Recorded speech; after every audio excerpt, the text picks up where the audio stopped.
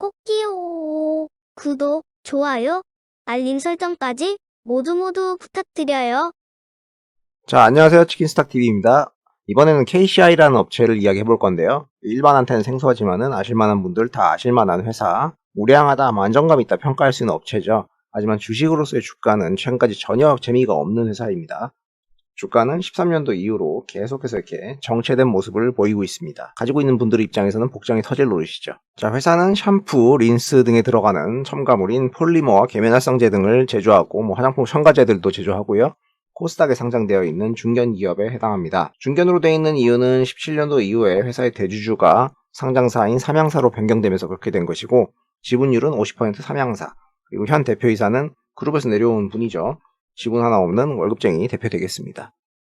자, 기존 대주주가 왜 팔았는가 생각을 해보자면은, 기존 대표이사는 화공가를 나오셔가지고 하던 54년생 대표셨는데, 이 매각 당시에 60대니까 이제 슬슬 하기 싫을 때가 됐고, 관련된 다른 지분 가진 분들, 아버지나 형제, 자매 이렇게 있지만은 이분들이든 이분들의 자녀들이든 사업을 하려는 분이 없었을 테니까 함께 판 것 같습니다. 전형적인 매각 테크트리죠. 사업의 아이템이 여러 개가 있는데 다 좀 비슷비슷한 느낌인데, 일단 폴리머, 얘는 이제 샴푸의 주 원료이고 세상에서 양이온 폴리머를 대체할 수 있는 제품은 아직까지 미미하다. 그래서 모발의 흐트러짐, 정전기 방지, 무자극성 이런 특성이 있다고 합니다.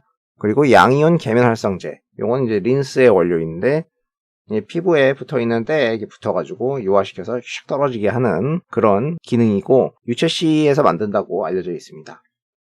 그래서 주로 하는 부분이 이제 폴리머, 계면활성제 이런 게 다 이제 샴푸나 린스의 구성 원료로 들어간다. 근데 아주 조금 들어가죠. 제품은 이런 식으로 생겼거든요. 이걸 보고서 우리가 어떤 감흥을 얻기는 어렵습니다. 추가적으로 메틸 글루세르, 천연 전분 베이스로 만들어서 샴푸, 크림, 샤워 젤 등에 사용되는 원료, 그리고 마지막 MPC 유도체, 피부의 세포막과 유수한 구도로 돼 있어서 화장품 원료로 사용되는데, 들어가는 화장품은 파운데이션, 팩트, 크림 이렇게 되겠습니다. 자, 이런 스몰캡들의 아이템 관련 매번 제가 드리는 말씀이지만은 시장 규모의 파악이 상당히 어렵다. 그리고 점유율의 산정 또한 상당히 어렵다. 다만 우리는 잘하고 있다. 이런 식의 이야기를 한다 정도로 아시면 될 것 같아요. 아무튼 회사는 동사를 스스로 샴푸, 린스 회사라기보다는 화장품 원료 회사로 좀 더 어필을 하고 싶어 하는 듯한데, 어쨌든 주요 화장품 업체들하고 거래를 하니까 그런 셈입니다. 아이템도 그런 게 있고요. 내수 같은 경우에는 이강인, 아모레, LG 생활건강 쪽에 발주를 하면은 2, 3일 내에 납품이 된다. 그리고 로레알, P&G, 유니레버, 시세이도 이런 데들 대부분 다 나간다 이야기하고 있습니다. 아무튼 그런 것 치고는 사실 점유율이 작고 그렇기 때문에 예전부터 계속 하는 이야기죠. 아이템 같은 경우에는 상당히 안정적인 매출이 발생한다. 니네 샴푸 안 쓰니? 그리고 틈새 시장에는 대기업이 들어오기가 상당히 어렵고 굳이 이런 거를 기술 개발해야 되겠니? 하지만 우리는 가지고 있는 입장에서 밖으로 좀만 나가도 점유율 오르고 매출 오르고 이런 부분이 있다. 이런 이야기를 하게 되는 것이죠. 자, 매출 믹스는 계면활성제랑 폴리머가 메인이었죠. 기타 첨가제 같은 것들이 있는데 수출이 상당한 비중을 차지하고 있습니다. 내수도 조금씩 이렇게 올라오는 가운데 수출이 올라오면은 좋은 그림이 완성이 되겠죠.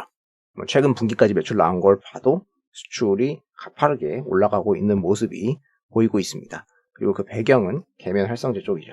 자, 그러면 실제 찍혀진 실적을 보겠습니다. 이 삼양사의 매각이 되기 전에는 사실 좀 짜치는 수준의 숫자들인데요. 매출액 같은 경우에는 한 300억 정도가 나오고 영업이익 한 30억 정도 나오다가 조금 올라왔다가 다시 이익률 꺾이면서 안 좋아졌었죠. 그래도 이 구간에서 적자를 보인 적은 없어요.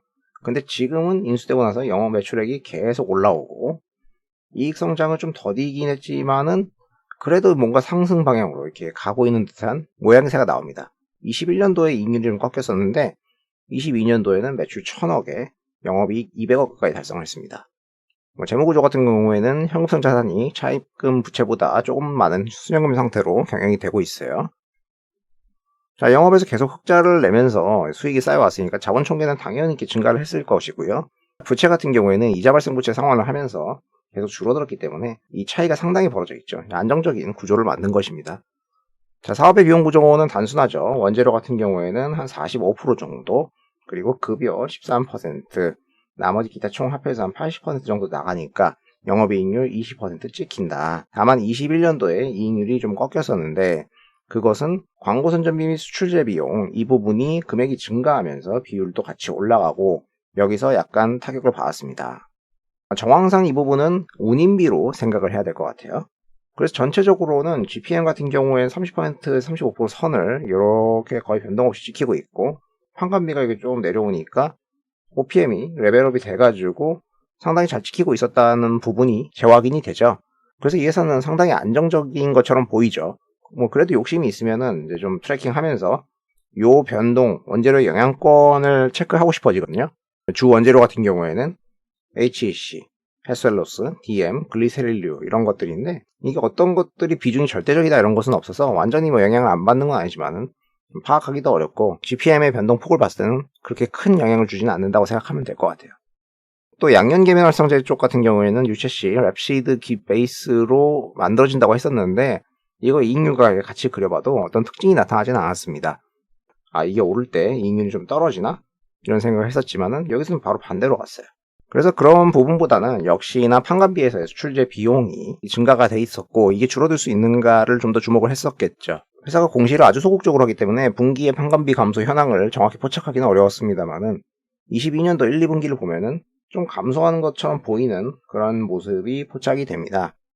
뭐 해상 운임지수나 이런 거는 추가적으로 좀 더 내려왔으니까 영향을 더 주지 않을까 싶었습니다. 물론 4분기 잠정 실적으로는 사실 OPM 같은 경우에는 조금 떨어져가지고 이게 매출액 이렇게 가면서 영업이 60억, 70억 이렇게 찍히면 좋겠지만은 4분기 때 성과금이나 뭐 연말 비용들이 들어가고 있는지까지는 확인이 안 돼요. 뭐 그래도 우량하게 찍히는 편입니다.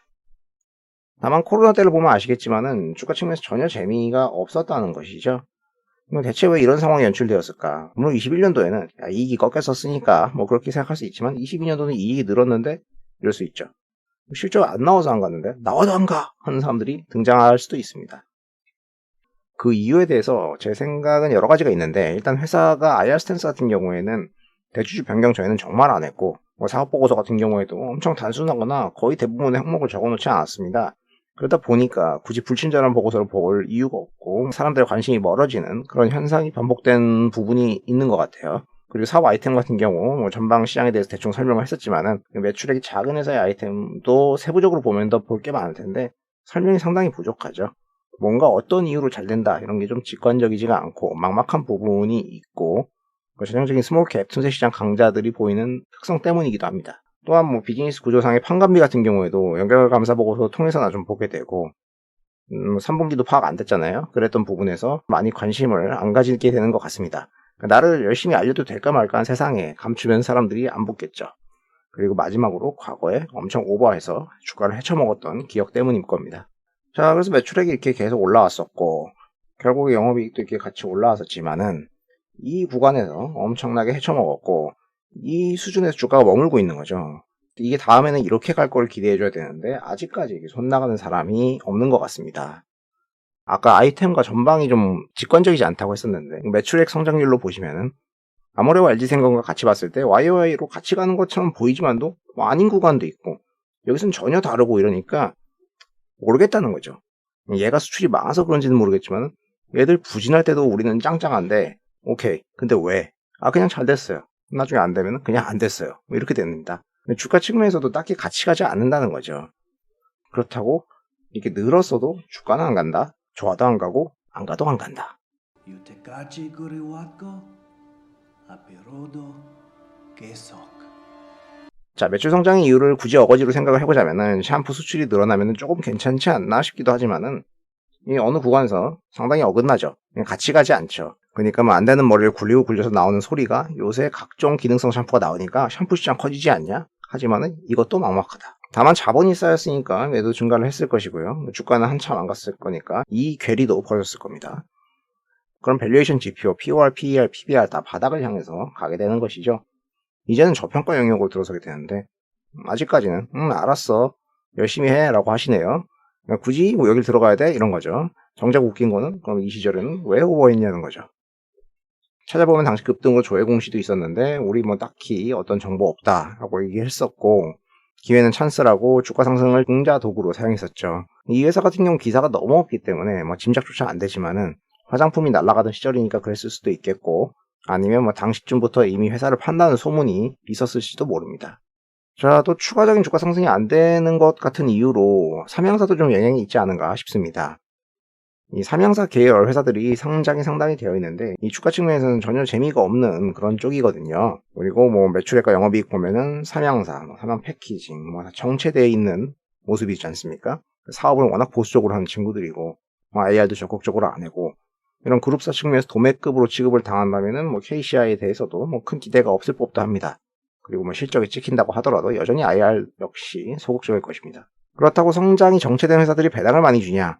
뭐 적당히 이렇게 배당 수익률이 이렇게 나오는 회사들도 있지만 2% 정도면 크게 메리트가 없고 뭐 자사주 관련해서 딱히 어떤 액션도 취하지 않으니 굳이 삼양사 그룹을 주주가치 측면에서 관심을 가질 사람도 적겠죠.